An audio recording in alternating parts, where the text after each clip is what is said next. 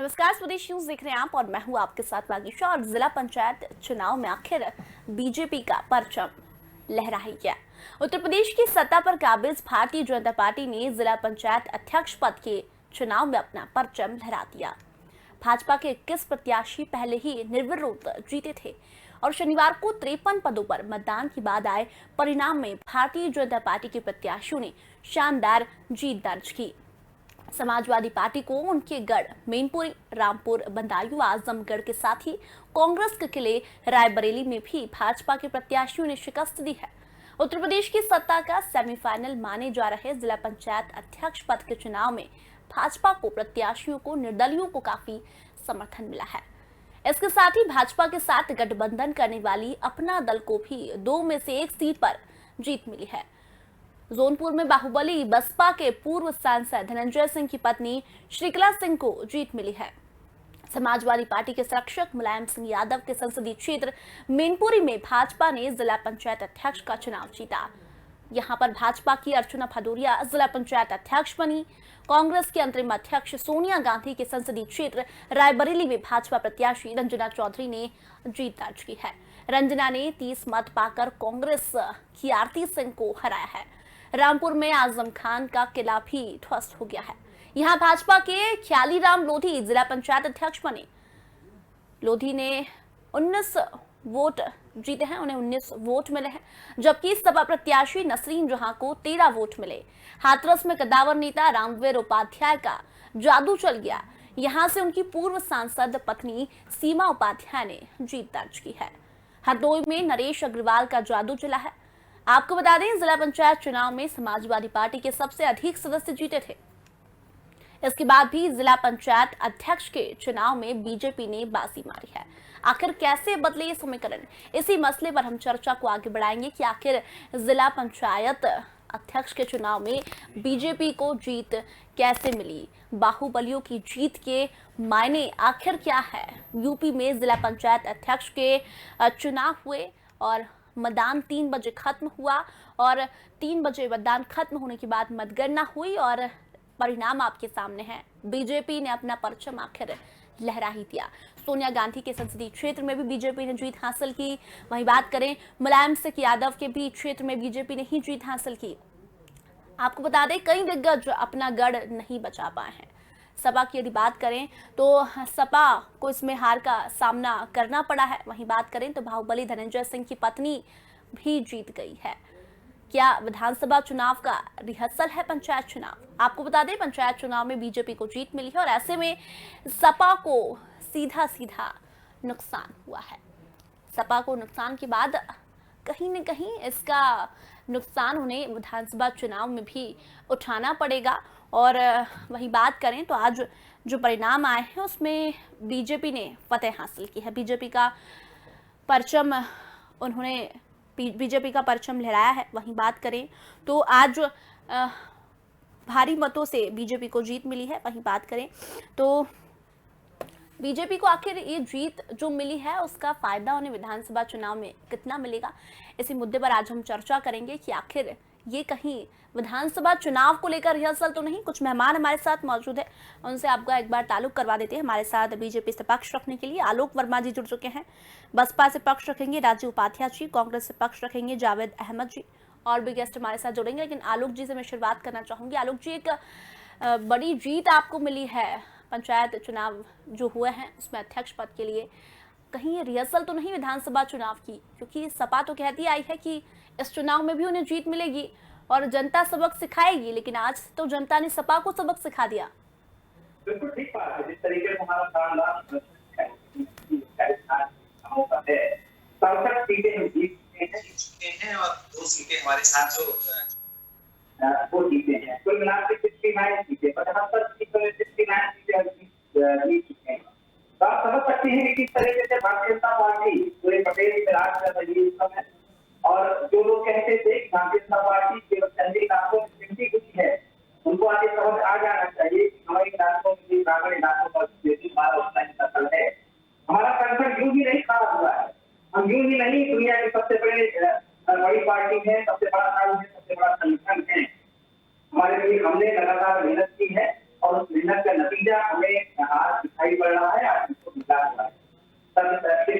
67 सीटें मायने रखती है किसी भी तरह के इलेक्शन में। ये ऐतिहासिक जीत है और निश्चित रूप से जिस तरीके के आरोप भी लगाए जा रहे हैं लेकिन शाम तक उसके लिए हम तैयार बैठे, नई की बात नहीं है।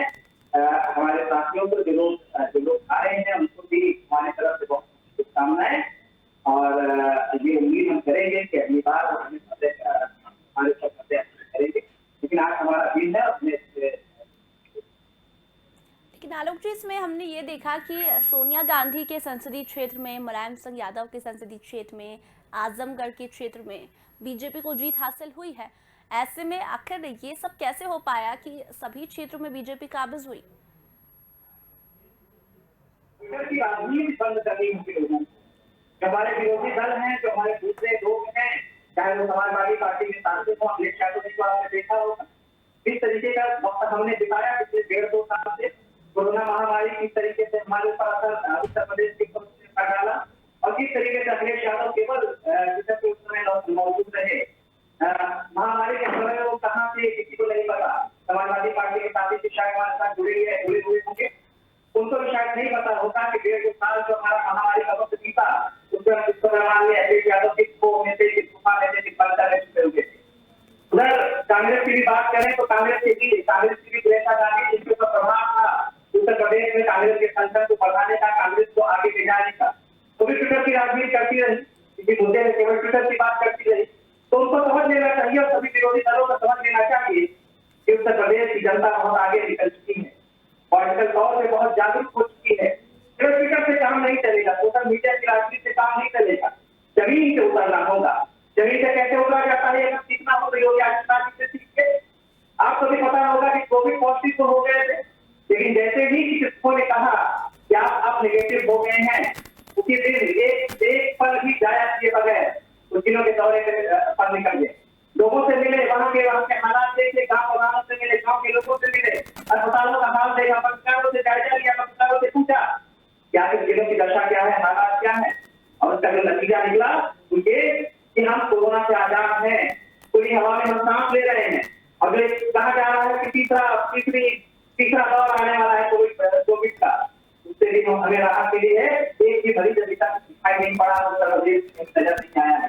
तो आप आरोप लगा लीजिए, लेकिन उत्तर प्रदेश में जिस तरीके से भारतीय जनता पार्टी ने काम किया, जिस तरीके से योगी आदित्यनाथ ने काम किया, इस तरीके से लोगों के साथ वो खड़े रहे और खासतौर से महामारी के पीरियड में जिस तरीके से उत्तर प्रदेश की जनता के साथ योगी आदित्यनाथ खड़े रहे, उसका साथ किया, नतीजा है जो आज चलिए आलोक जी, हमारे साथ सपा से पक्ष रखने के लिए मनोज जी जुड़े हुए हैं, उनसे जान लेते कि आखिर सपा इतने समय से सपना देख रही थी कि जिला पंचायत अध्यक्ष के चुनाव में सपा को ही जीत मिलेगी, लेकिन आखिर इतने भारी मतों से कैसे हार गई मनोज जी सपा? देखिए, हार का कारण स्पष्ट हो गया। जनता ने समाजवादी पार्टी को जिताया, सदस्य को जिताया, लेकिन डीएम, एसपी और पूरा शासन प्रशासन मिलके समाजवादी पार्टी को उन्होंने हराने का काम किया। मैं लखनऊ की काउंटिंग में और चुनाव की प्रक्रिया में शामिल था। आपको बताओ, हमारे जो सदस्य थे, एक सदस्य का उसको अपहरण करके डीएम साहब और उनके एम्प्लॉई ने कमरे में बंद कर दिया, लगभग 2 घंटे से ज्यादा बंद रखा डाई, और लास्ट में 3:25 या 3:20 के करीब उसका वोट डलवाया गया, जो कि वोट पड़ने का समय मात्र 3 बजे तक था। जब उसका वोट पड़ा उससे पहले ही परिणाम घोषित हो चुका था। आप सोच सकते हैं क्या? और हार जीत का अंतर 14 और 11 का हो गया। हमारी संख्या पूरी थी तो हम नहीं जीत पाए, और जिनके पास कुछ नहीं था, बीजेपी के पास तो 3 सदस्य थे सिर्फ लखनऊ में, उन्होंने किस तरीके से पूरा चुनाव जीत लिया। खैर, आपको बहुत बीजेपी की पार्टी को बहुत बेईमानी की। आप ये आरोप लगा रहे हैं कि बीजेपी ने शासन प्रशासन की मदद से चुनाव जीता? अब कुछ बचा नहीं है वगीसा जी कि मैं आरोप जैसा कोई शब्द इस्तेमाल करूं। मुझे नहीं लगता है कि कुछ अब बचा है। सब कुछ खुली आंखों से दिख रहा है। सरकार ने वो चीजें करके जनता को। क्या देखा आपने खुली आंखों से? क्या देखा आपने? कहाँ धांधली आपको नजर आ रही है? आप कहिए ना, साफ कहिए। क्या किसी सदस्य को, क्या किसी संवैधानिक संस्था को उन्होंने जो इंडिपेंडेंट उनकी पावर्स है उसके आधार पे क्या चुनाव कराने के लिए बीजेपी ने कोई प्रयास किया? अगर किया होता तो निश्चित तौर पर मैं दावे से कह रहा हूँ ये स्थिति बिल्कुल ना होती और परिणाम इस तरह ना आते। लेकिन अब बताइए, संख्या हमारे पास ज्यादा और चुनाव बीजेपी जीत गई, कैसे? ये मेरिकल कैसे हुआ? ये बीजेपी के लोग बताए ना। आखिर कौन सी भाई जनता ने चुना आलोक जी नहीं? जवाब दीजिए, आपसे मनोज जी सवाल पूछ रहे हैं कि संख्या उनकी ज्यादा तो फिर जीत आखिर बीजेपी की कैसी? मनोज के हमारे बड़ी भाई हैं, वो पूरी बात है, उसके पास उसका जवाब है। उनको जो तुम्हारे सपने दिखाई पड़ रहे थे तो तुम्हारे सपने कैसे खत्म हो गए, कैसे टूट गए, इसका पूरा जवाब है। मतलब भैया सभी भाई साहब बोले, उसके बाद मैं जवाब दूंगा, उनकी हर बात का जवाब दूंगा। कहिए आलोक जी। जी मनोज भाई, आप ही की बातों का जवाब दूंगा मैं। आप अपने हसीन सपने देख रहे थे, आपको पता ही नहीं चला कि जमीन से हो क्या रहा है। आपके अखिलेश यादव जी अगर जमीन से निकलते, आपके नेता बाहर निकलते, तो आपको पता चलता कि हुआ क्या कि पिछले 5 सालों में हमने संगठन को किस तरीके से काम किया, आप उसको समझ नहीं सकते। हम अभी 5 साल में खोए नहीं, हमारे नेता कोई खोए नहीं, हमारे कार्यकर्ता जमीनों पर आलोक लगे जी रहे। ये कह रहे हैं शासन जी, प्रशासन की मैं मदद से चुनाव जीतने वाले कौन सी बात कर रहे हैं चुनाव? उससे भी आ रहा हूँ मैं, उत्तर भी आ रहा हूँ जी। हमने संगठन खड़ा किया जमीनी स्तर पे, और उसका नतीजा क्या हुआ? बहुत सारे लोग आए हमसे टिकट मांगने के लिए। जिस समय इलेक्शन चल रहा था तो बहुत सारे प्रत्याशी थे इस इलाके के टिकट मांगने के लिए, लेकिन इत्तेफाक ऐसा, हालात ऐसे कि कुछ लोगों को हमने टिकट दिया, जो किसी दूसरे दल में चले गए, लेकिन कहीं ना कहीं तो भारतीय जनता पार्टी की नीतियों से प्रभावित थे, इलेक्शन जीत भी गए और वापस चले भी आए। अंत में नतीजा क्या निकला? वो नतीजा जो निकला वो आपके सामने है, आपने बता दिया। आपके पूरे गैंग में जो कुर्बानी गैंग है, वो अखिलेश यादव जी को उन्होंने बताया कि हालात बहुत अच्छे हैं, बाहर की हवा बहुत सुंदर है। अखिलेश यादव जी बाहर निकल के आए तो देखा क्या, 21 सीटें तो पहले गाँव में ही वो हार गए। कुल मिला के क्या हाथ आया? केवल एक सीट उनके हिस्से आएगी। उसी के बाद वो झुमलाए हुए थे। आपको भी पता है कि अपने ही जिलाध्यक्षों को अगर दोष मेरा था, दोष हमारा था, तो अपने जिलाध्यक्षों को बाहर का रास्ता क्यों दिखाया उन्होंने? और उस समय जब 2022 का वक्त बहुत पास में है, 4-6 महीने बाद दूसरा इलेक्शन होने वाला है, ऐसे में कौन रणनीतिकार है जो अपने सिपाही को बाहर का रास्ता दिखाता है? जब दोष सिस्टम का है, दोष हमारा है, तो फिर आप अपने लोगों को सजा क्यों दे रहे हैं? तो जाहिर सी बात है मनोज भैया, होता यही है, जब भी इलेक्शन होता है, कोई भी एग्जाम होता है, कोई परीक्षा होती है, हम भी इसी तरीके के बहाने लगाया करते थे। एग्जाम खत्म होता था तो दोस्त और किसी और चीज का होता था, कभी कॉपी नहीं मिली, कभी और हुआ, कभी जो एग्जाम था उसने तो बेईमानी कर ली। हाल आपका वही है। मैं समझ सकता हूँ मुश्किल वक्त है आपके सामने, इस समय समझाना बहुत मुश्किल होगा, क्योंकि आपसे टिकट लगा के सुल्तान जी से पूछेंगे आपसे कि भाई हुआ क्या, हम हारे क्यों, इतनी बुरी तरीके से हारे क्यों? तब आपके लिए समझाना मुश्किल होगा और जवाब केवल यही होगा कि पूरा सत्ता प्रतिष्ठान मिल गया, पूरी नौकरशाही मिल गई, और भी बहुत कुछ हुआ होगा। यही कुछ रास्ता आपके पास है, मैं आपकी मजबूरी समझता हूँ। आपके लिए मैं आपको शुभकामनाएं दे सकता हूँ फिलहाल, लेकिन अगले इलेक्शन में आप मेहनत करेंगे, आपके नेता मेहनत करेंगे, जमीन पे उतरेंगे, तब जाकर के कुछ अच्छी तस्वीरें आएंगी। फिलहाल आपका वक्त अभी नहीं है। 2022 में फिर से योगी आदित्यनाथ जी की सरकार आने वाली है, फिर से भारतीय जनता पार्टी आने वाली है, तो आप कहीं किनारे चले जाइए, हालात समझ लीजिए, भारतीय जनता पार्टी आने वाली है और बहुत बुलंद तरीके से आने वाली है इस बात में। चलिए, हमारे साथ बसपा से पक्ष रखने के लिए राजीव जी जुड़े हुए। राजीव जी, आपसे एक कमेंट लूंगी। आखिर जो मायावती, जो बहन जी चुनाव जीतने के दावे करते आई है कि अब यूपी मांगे मायावती, लेकिन रिहर्सल में ये फेल हो गई बहन जी। तो नहीं, एक बात बताइए, आप लोग फेल हो गई क्या हो गई, ये तो बहस का विषय आप लोग बनाई है। उत्तर प्रदेश के अंदर कौन पास होने जा रहा है ये तो बताएं आप। उत्तर प्रदेश के अंदर जो परिस्थितियां आज बनी हुई है, आज महंगाई चरम सीमा पे है, आज बेरोजगारी चरम सीमा पे है। कोई राजीव जी, अभी मैंने बात आपसे आपकी पार्टी की और आप बस ले दे के सभी चर्चा में महंगाई पर, बेरोजगारी पर आ जाते हैं। चलिए, ये जो आप कह रहे हैं महंगाई बेरोजगारी, इसके जवाब आलोक जी देंगे, लेकिन अभी बात जो चल रही है कि आखिर ऐसी स्थिति क्यों बनती जा रही है? स्थिति क्या बन रही है? आप लोगों को कहां से दिख रहा है कि बहुजन समाज पार्टी कहीं उत्तर प्रदेश के चुनाव में पिछड़ रही है? बहुजन समाज पार्टी अपना कील काटे पूरी तरह से दुरुस्त कर रही है। बहुजन समाज पार्टी का जो दलित वोट है वो पूरी तरह से इंटैक्ट है। भारतीय जनता पार्टी मुंगेरी लाल के सपना ना देखे कि पिछले बार झूठे और बहकावे में आकर के जो दलित समाज का और बैकवर्ड समाज का वोट ले ली थी, वो इस बार बीजेपी को मिलने नहीं जा रहा है। उसका कारण है कि बीजेपी ने पिछले बार पूरे गुब्बारे उड़ाए थे कि बैकवर्ड को ये देने जा रहे हैं, दलित को ये देने जा रहे हैं, किसी को मुख्यमंत्री बना रही थी और मुख्यमंत्री उत्तराखंड से ले आकर के खड़ा कर दी यहाँ पर। तो सारी जनता ये जान चुकी है, चाहे ओबीसी जनता हो चाहे दलित समाज की जनता। दलित समाज पूरी तरह से बहन जी के साथ इंटैक्ट है। ओबीसी समाज आज भारतीय जनता पार्टी को छोड़ रहा है। ब्राह्मण समाज की स्थिति आपने भारतीय जनता पार्टी के अंदर देख ली कि जो भी भारतीय जनता पार्टी के नेता उत्तर प्रदेश के अंदर हैं, उन पे भारतीय जनता पार्टी को विश्वास अब नहीं रह गया। अब घिसे पिटे मोहरे, जो कांग्रेस के घिसे पिटे मोहरे थे, पूरे ब्राह्मण नेताओं को लिया करके काम चलाना चाह रही है भारतीय जनता पार्टी।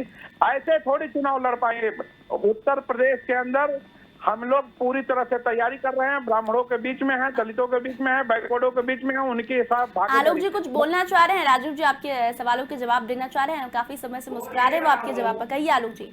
हालात कितने बुरे हो चुके हैं, उसके बाद भी सपनों की आलोक जी, राजीव जी कह रहे हैं कि मुंगेरी लाल के हसीन सपने नहीं देखे।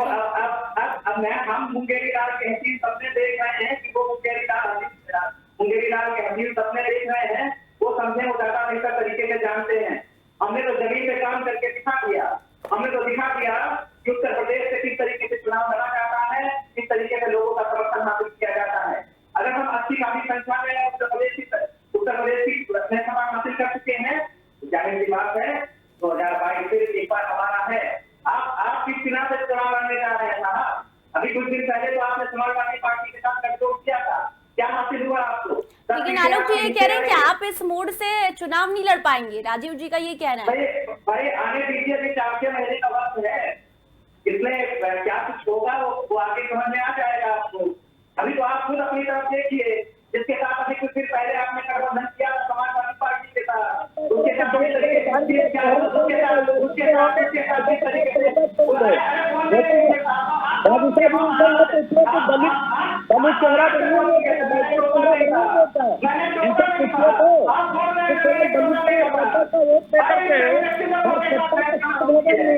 और बाद में किया था जनाब, उसको भी बोल दीजिए, आप अपना समय ले चुके।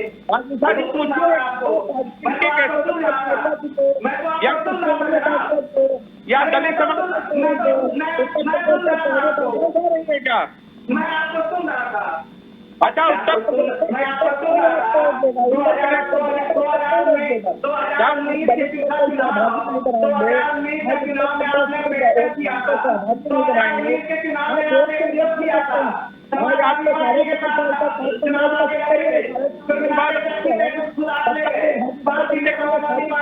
हो गया।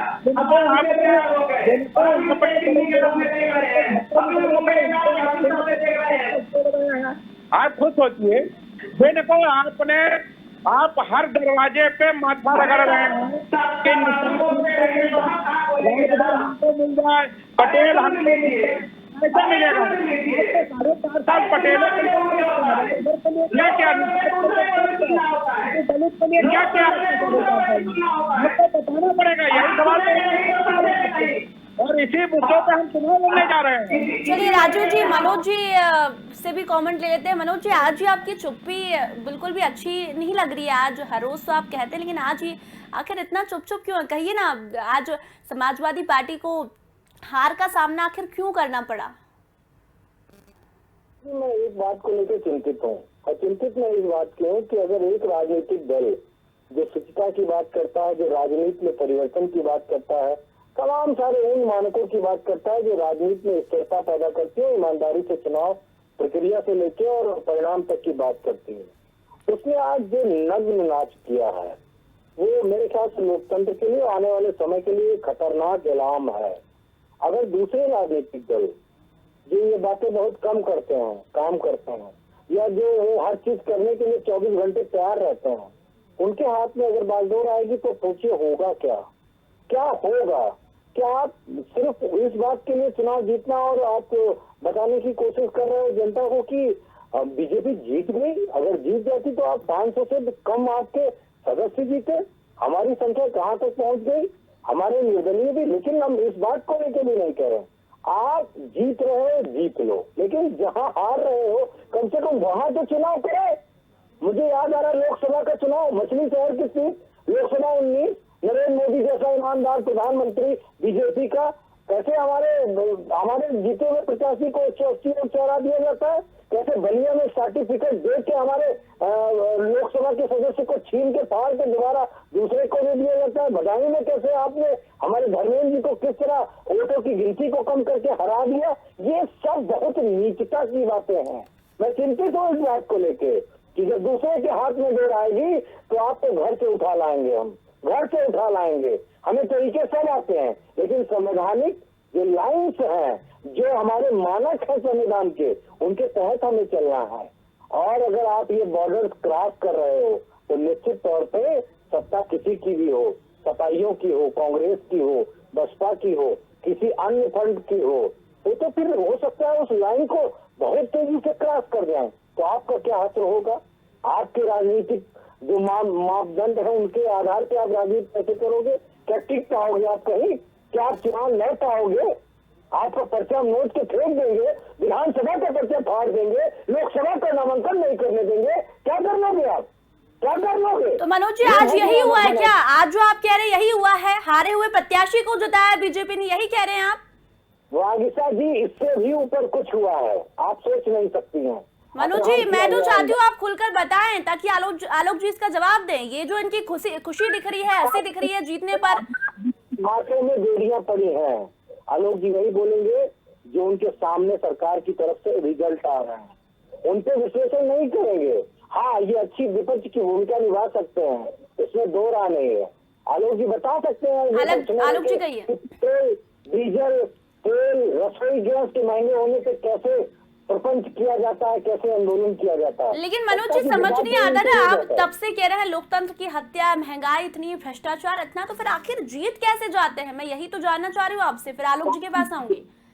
डीएमएसपी के बल पे, पैसे के बल पे, ये तो चुनाव जनता के द्वारा नहीं होते, तो सदस्यों के द्वारा चेयरमैन अध्यक्ष चुने जाते हैं।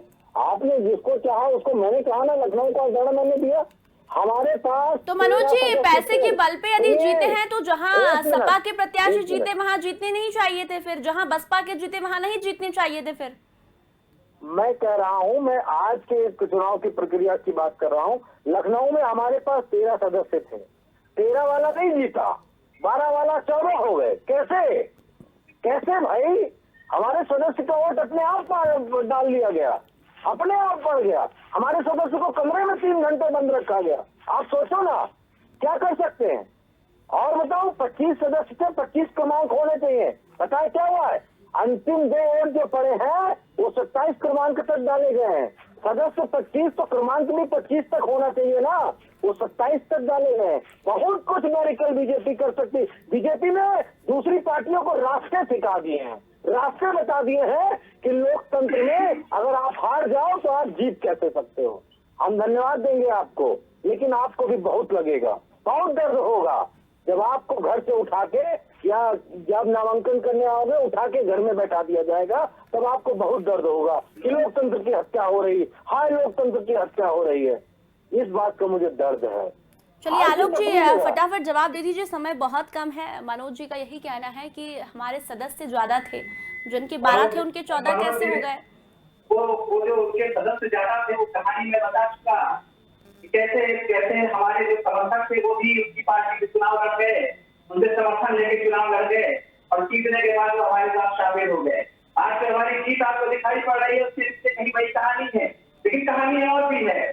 जनता ने जो हमें पसंद किया ये भी बहुत मायने रखता है। जनता जानती है कि किस तरीके से अखिलेश यादव सरकार चल रही थी, किस तरीके से उस समय घोटाला हो रहा था। अभी पैसे की बात कर रहे थे, समाजवादी पार्टी से ज्यादा पैसा किसके पास है? अगर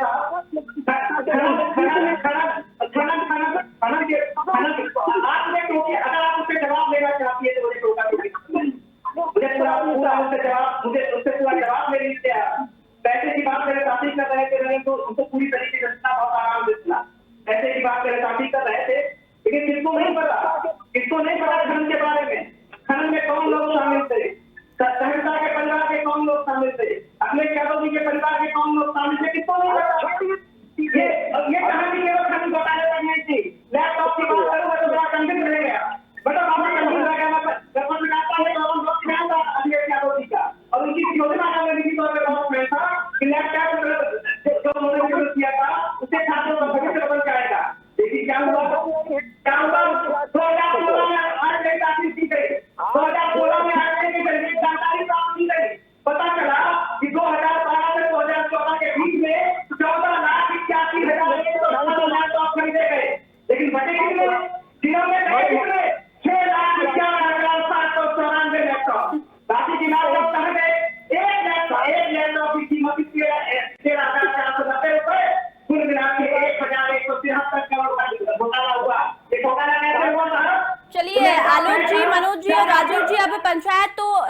है बीजेपी की। आने वाले समय में देखना होगा कि आखिर यूपी की गद्दी पर कौन बैठता है। फिलहाल चर्चा में इतना ही समय था। तीनों ही मेहमानों को धन्यवाद कह रही हूँ यहाँ पर। तो बता दें, जिला पंचायत चुनाव में बीजेपी का परचम आखिर लहरा ही गया और सपा और कांग्रेस को कहीं न कहीं हार का सामना करना पड़ा। अब सपा और कांग्रेस ये जो कहें कि रिहर्सल थी उसमें फेल हो गई, लेकिन अब इसका फायदा बीजेपी को कितना मिलता है और सपा को कितना नुकसान उठाना पड़ सकता है, ये देखने वाली बात होगी। फिलहाल चर्चा में इतना ही। जल्दी लौटेंगे, तब तक बने रहिए स्वदेश न्यूज के साथ।